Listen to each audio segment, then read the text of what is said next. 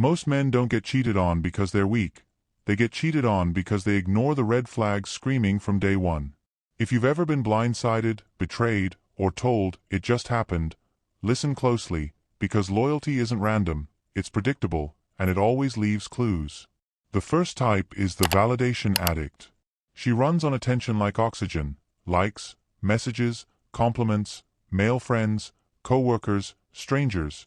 It doesn't matter where it comes from as long as it keeps flowing.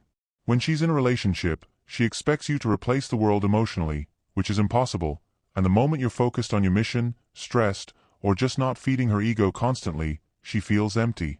Instead of regulating herself, she reaches outward, and convinces herself she deserves it because she felt unseen, as if your time, your energy, your loyalty aren't enough. The second type is the eternal victim.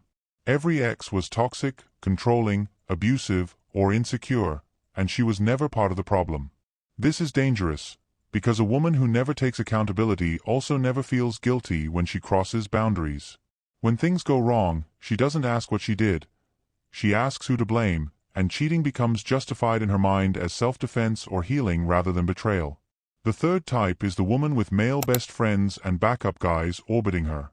She calls you insecure for questioning it, but men don't hover without attraction. A woman who keeps those emotional safety nets alive is keeping doors open. When conflict hits, she doesn't work through it. She leans into the familiarity and validation already waiting for her. Observing these patterns early isn't paranoia, it's strategy. Smart men don't argue, beg, or negotiate loyalty. They see the signs, make decisions, and protect their time, energy, and respect. If you want clarity, strength, and insight most men never get, make sure you subscribe. The fourth type is the chaos seeker. She thrives on emotional highs and lows, drama, arguments, breakups, and makeups, because peace feels boring to her. Stability is a threat, not a comfort, and when life gets predictable, she subconsciously, or consciously, creates problems. Cheating becomes a shortcut to excitement, a way to feel alive when routine suffocates her. She doesn't necessarily hate you, she hates stillness. This is why men who chase calm, loyal partners often get blindsided by her unpredictability. If you ignore this pattern, you'll be running a constant emotional marathon, and the finish line doesn't exist. The fifth type is the woman who rushes intimacy.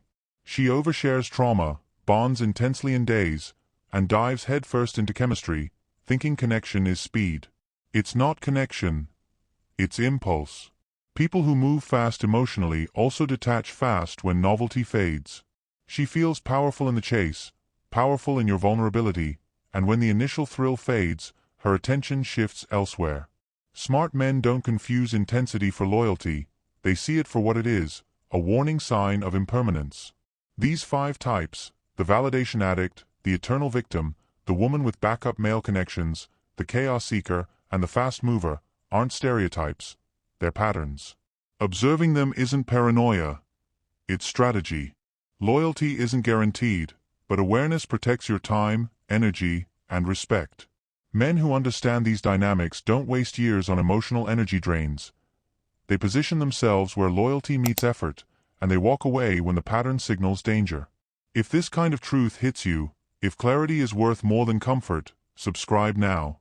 This is information that separates men who succeed in relationships from men who are blindsided, betrayed, and drained.